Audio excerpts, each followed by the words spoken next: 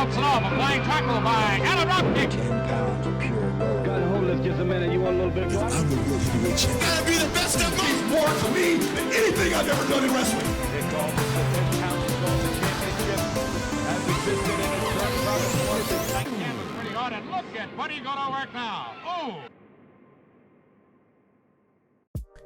Hey everybody, it's Durger time. Welcome back to another episode of Billy Corgan's NWA. We had a pretty good show last time. I don't remember what we did, but I believe we had a pretty sizable increase. I think all of our territories went up, which is pretty nice. And yeah, look at this. We're at 43 in Southeast. We had to be 59 to move up to medium, so a long way to go, but it seems like we're moving at about a clip of one a month, which is not too shabby. At 40 in Mid-Atlantic as well, so we're doing pretty good here. And the other big news, obviously, is we have a sizable increase in revenue after our new deal with our events and TV broadcasting. I think we're making like, what was it last time I looked at it? It was about 5,000 a show, just extra. So we could put that to good use. I haven't figured out where we're going to put that to use yet. That might be a big hire. If there's anybody that pops up that might be a good use of that money, we could definitely look at that. There's also a possibility of increasing our production. Right now, we're pretty much even or superior already to a lot of our competitors. Now this gives us a bonus. I think I don't know if it doesn't have a quick look on here, but I believe, if I remember correctly, the production values will hurt you if you are worse than anybody. If you're the same, basically, it won't do anything. And if you're better than them, it'll hurt everybody else in your same value range. So this is like every one of these are all small size companies, and we're basically competing in terms of production value against them.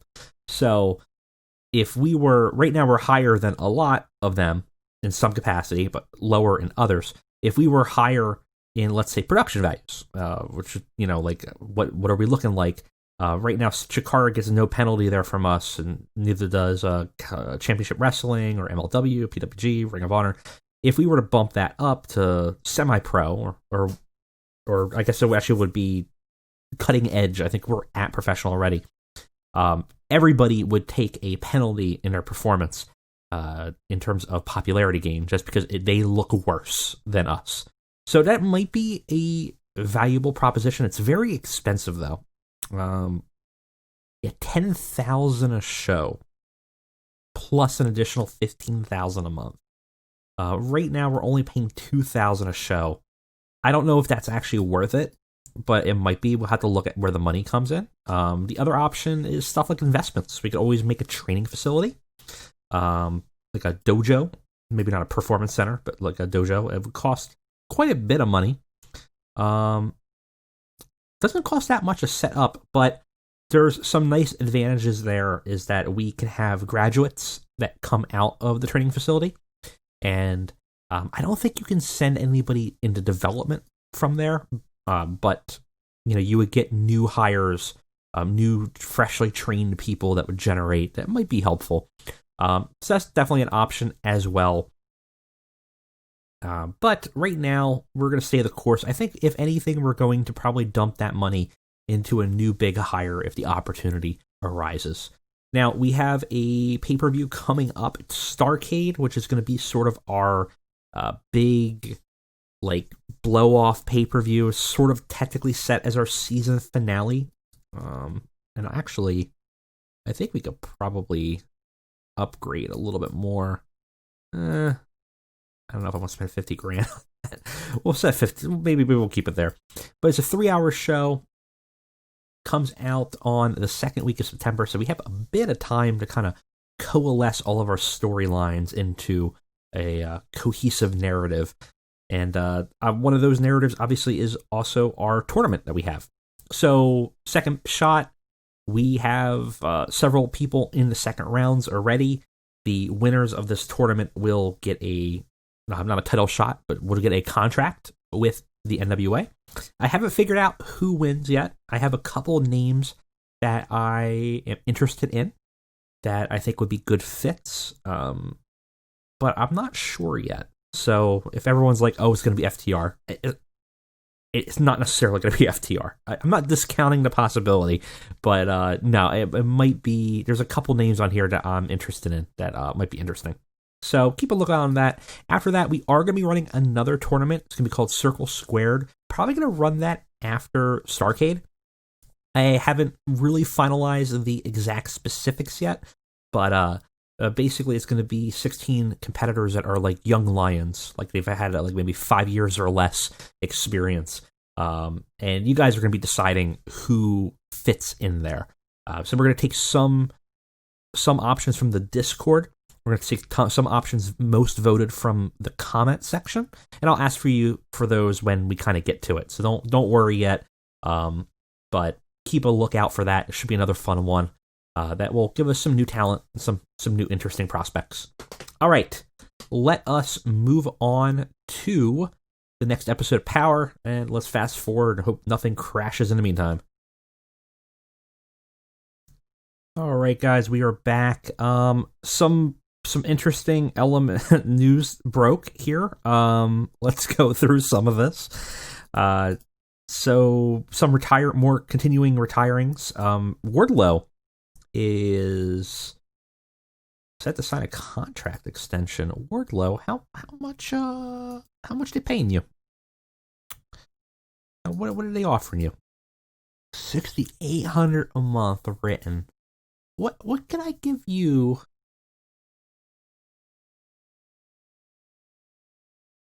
That's a lot of money per month.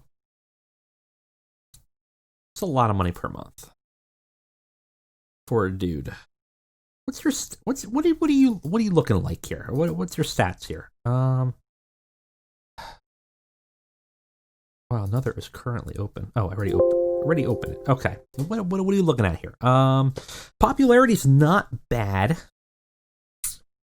Within our range to be an upper mid-carder. Basics are all strong. Power, good. Reputation, fine.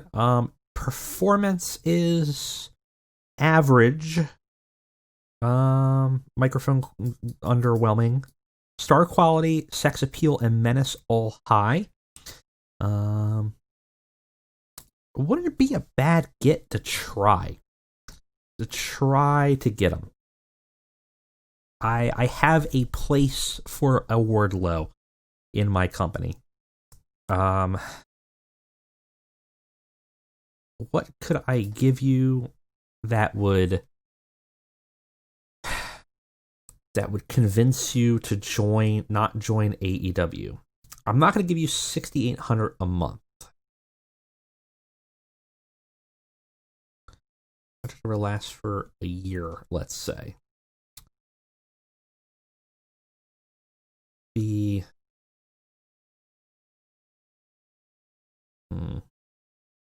going to give you 35% of your merch sales, cover your travel, maybe creative control. How about a hiring veto? Or how about wage matching? Well, let's see what we can do here. I could give him a per month. There's nothing stopping us from giving a per month. It seems wasteful. He typically would get. Okay, what if I gave you $1,250 a show? It's a little ridiculous, but I just want to see if he would even seriously consider it. And $6,500 for a signing bonus. I have a better offer from another company.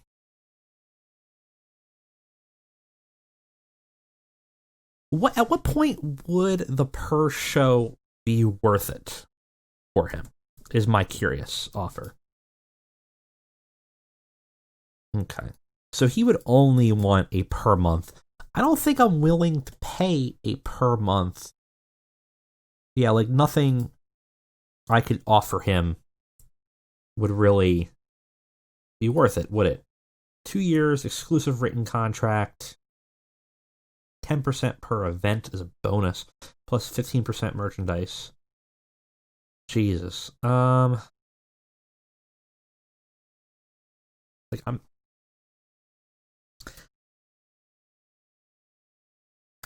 just don't know if that's something that we could do. I don't think we could steal a Wardlow. And I don't know if I'm willing to pay $7,400 a month with, a bonus signing. Like, nah. That's a shame. Because I do have a good place for him. But, oh well. Another retiring. Sean Waltman's retiring. A lot of people are retiring. And apparently, Scott Steiner is retiring. I don't remember him saying that he was retiring, but apparently he is. So we no longer have a Scott Steiner in ring capacity. We might be able to convince him to leave that and coax out of it, but I'm not sure. And Natalia is now in NWA. So her contract is done with that. A good addition for our women's division that hopefully we can soup up a little bit and make a little bit better. Yes, I know. I did, in fact, fire Sasha Banks at one point. Don't remind me. I still think it's the right call. She was too expensive. She was too good for our roster at the time. Natalia is a much more financially viable alternative. All right, we have to still move on to our next show, so let's go ahead and keep on advancing. More retirings are popping up left and right here. Definitely a major drop out of people. Ric Flair looking to leave the industry soon.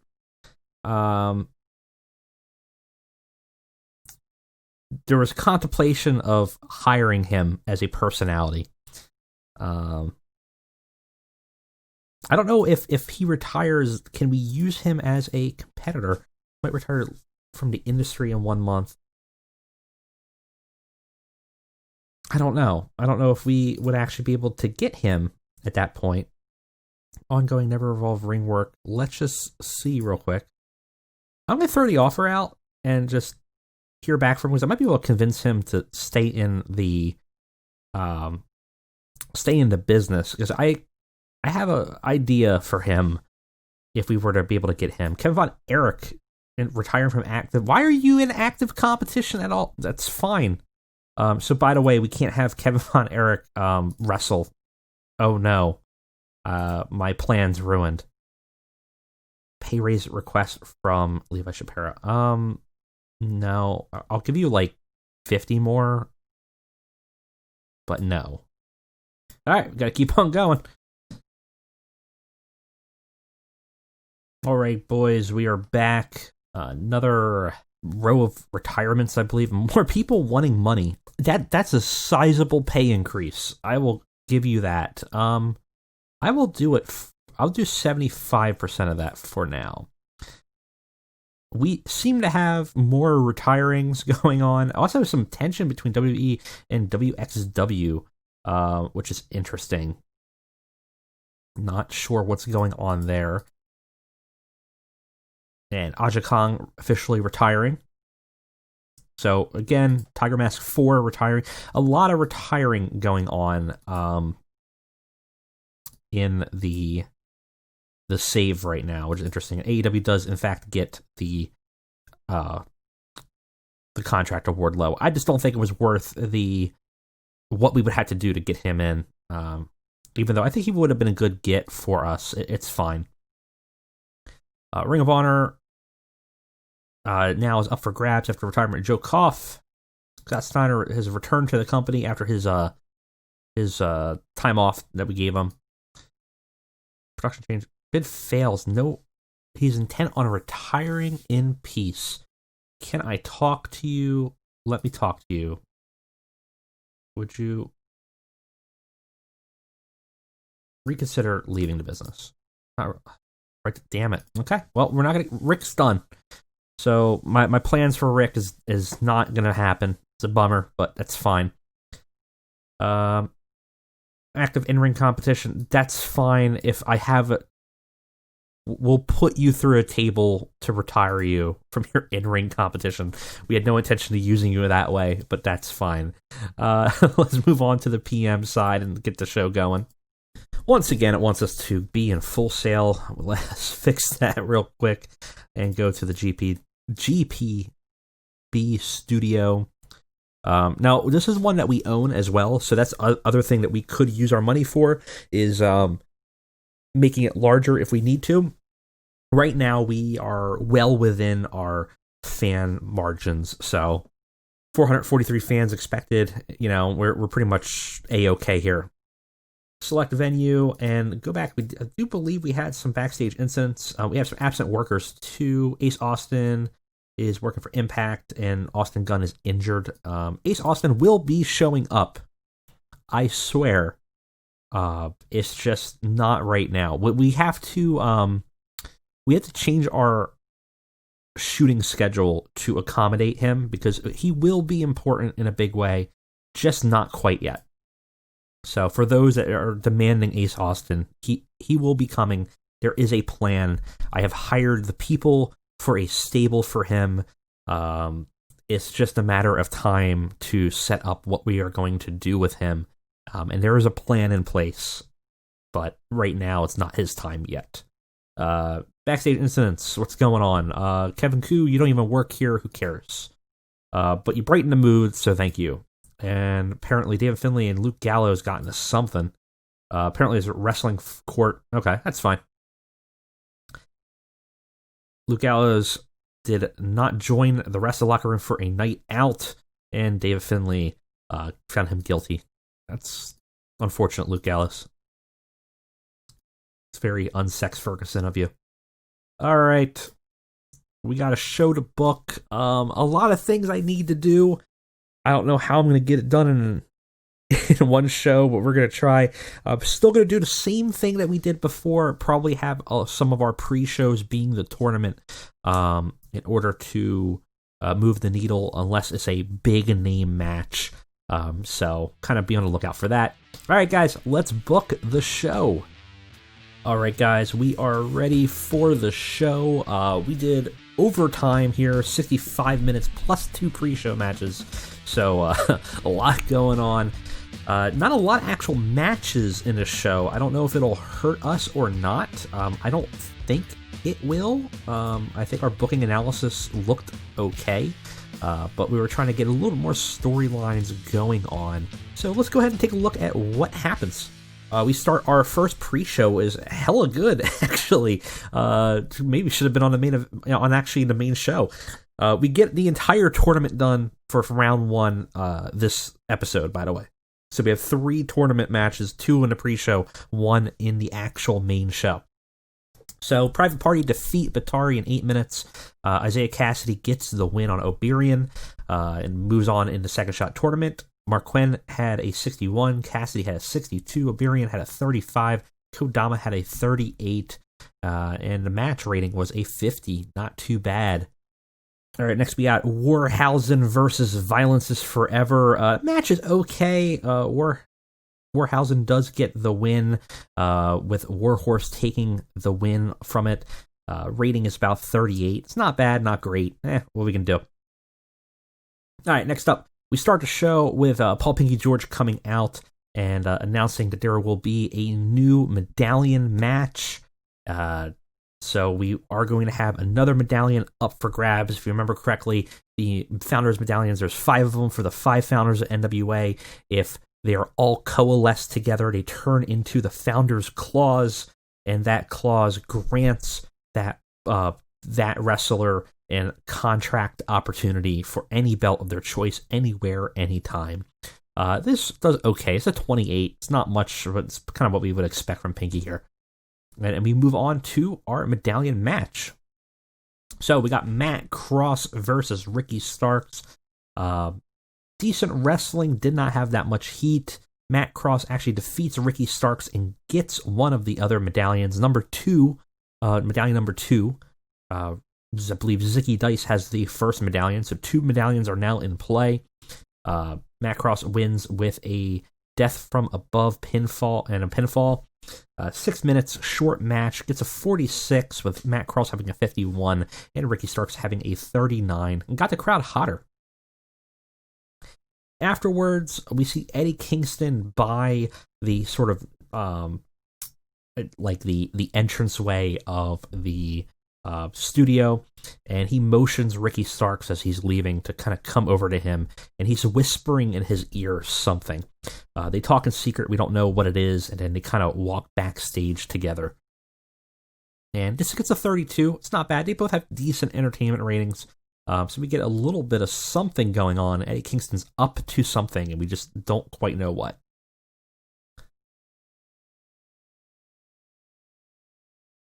Afterwards, we cut to a camera backstage. We see Nick Aldis in the locker room, the official boardroom's locker room, the poshest of the locker rooms, talking to Eli Drake. Nick Aldis seems very pissed off at him.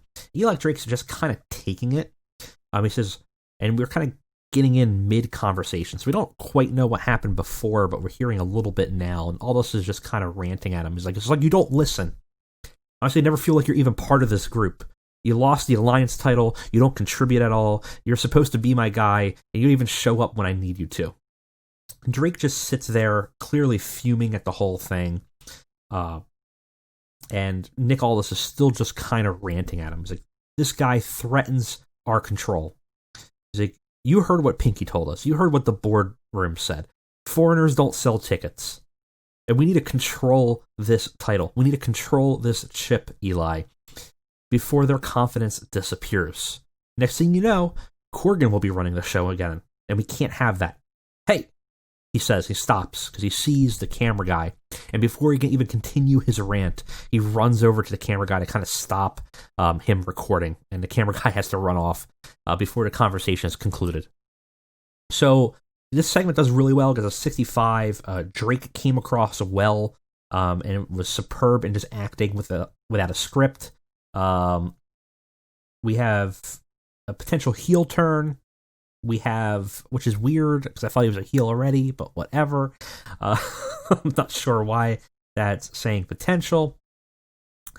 We don't have as good enough announcing and commentary to actually keep up with this. Drake and all this kind of performed very well in this and got the crowd hotter. Afterwards, this segment doesn't do nearly as well. Josephus comes out to the ring and debuts his newest indoctrinated convert, the former Flip Gordon, now grounded.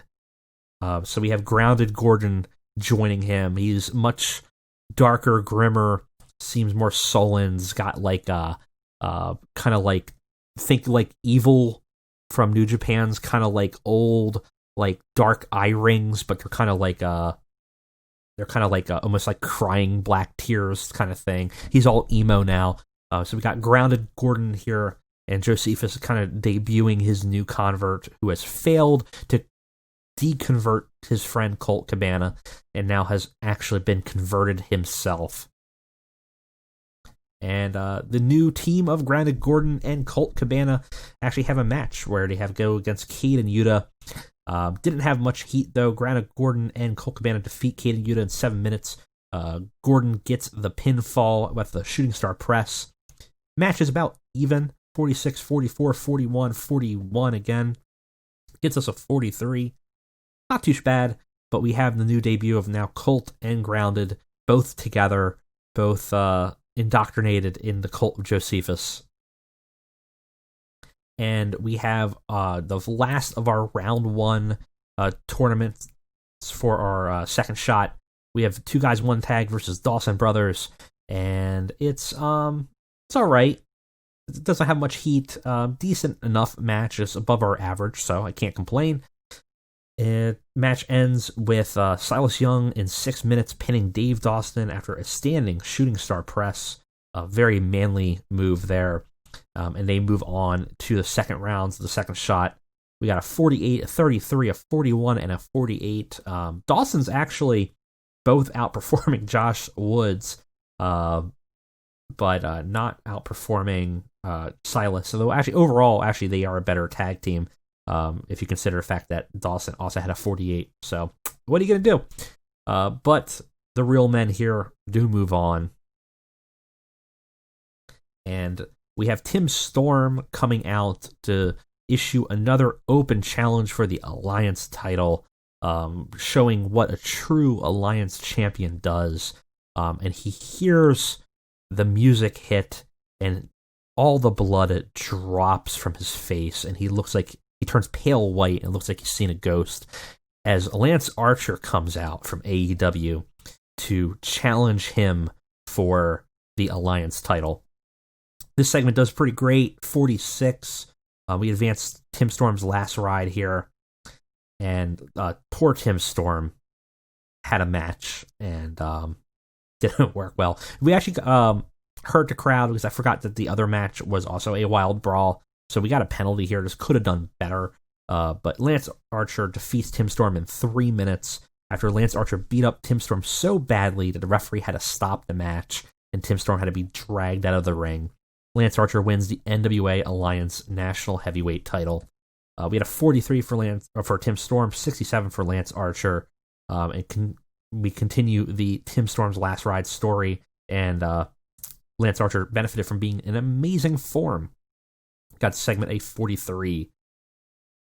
In our main event, we have Pillman Jr. and Miro fighting the Boardroom, this weird, uneasy alliance of main eventers facing the Boardroom, but things do not go the way the Boardroom expected. Miro and Pillman do defeat the Boardroom, but mostly due to some other shenanigans. Miro pins Aldis with a bullplex, but during the match, we had Eli Drake turn on Aldis, leaving it as a 2-on-1. Miro had a 69, Pillman had a 52, 55, and 56 for Aldis and Drake. And we advanced 2 different storylines simultaneously. Drake and Eli, Drake and Aldis had great chemistry together. We got the crowd buzzing, and we moved to a 63 here for our main event. Not too bad. At least when it gets turn. No. I kind of want to keep you a baby face, actually. I guess we never turned him heel officially, but we'll move on from that. So, Drake betrays Aldis by just simply walking away mid-match. Nick Aldis looks shocked, leaving it a 2-on-1, and he just cannot fight Miro and Pillman on a 2-on-1.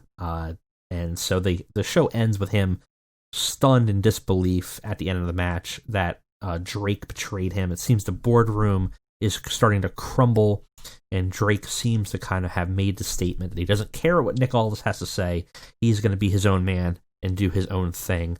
Obviously, repercussions are going to be severe from this. We don't know how it's going to shake up, but Aldis is left in an interesting predicament. Miro continuing to look strong, and it seems that the threat of the Boardroom starting to dwindle. Ends the show with a 57.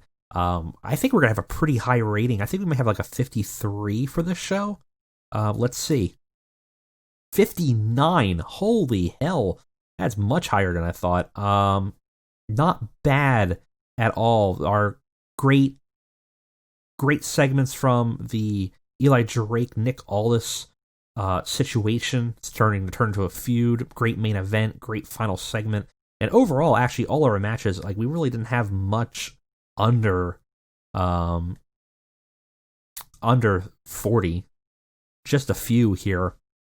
Not too bad at all. Can't ask for much better. That's a hell of a show. All right, let's see how the response was. Feedback was awesome. So, great. Also, AEW disbanded SoCal Uncensored. Oh well. New faces in New Japan. Not much happening here. Some more stables being breaking apart, things like that. But for the most part, nothing else substantial. We got something in our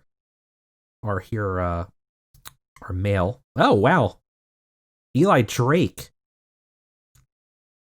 I've not often seen a wrestler actually put forward another wrestler, but he says Warhorse is charismatic. I can see that kid doing well in the future. We got a .10 for our TV rating, which is not too shabby. I gotta say, I'm pretty happy with that. We had a total of 82,000 viewers. Gotta be pretty good for us. I think another probably, about another $5,000 each time, which is pretty nice. Should be looking pretty decent by the end of this in terms of what our cash revenue is. But yeah, so big power episode in a lot of ways. The boardroom seeming like it's falling apart. We got a brand new champion for our alliance. Poor Tim Stormer kind of got destroyed there. What I kind of like about this, I'll give you guys some backstage stuff, and I'll give credit where credit's due. I believe it was Persona from my Discord gave me the idea of the Lance Archer run, which I originally was going to do Ace Austin as the one taking it and debuting with his stable, but I like the idea of having Lance Archer have it, because not only do we have him now for a little bit, but there's a high probability that he will be defending it on AEW as well, which will do more to start to boost up that prestige rating. So that's a pretty interesting prospect, and it also means that someone could take it from him that we could then kind of backdoor a person in. So, like, let's say Cody takes it. Well, that's an easy way to backdoor him into the NWA, even though the Alliance won't trade him because he's the Alliance champion. We can borrow him for that night. So it's an interesting back doorway. We don't know what's going to happen with the Alliance title, but we do have him for a couple shows, I believe. I think we have him for like 6 because we did an Alliance trade. So I believe, I don't know if it shows it on here, but I think you could set. I thought we set him for an Alliance loan. It might have been only a one-time loan, but we have the option of doing that again, and kind of coming in that way.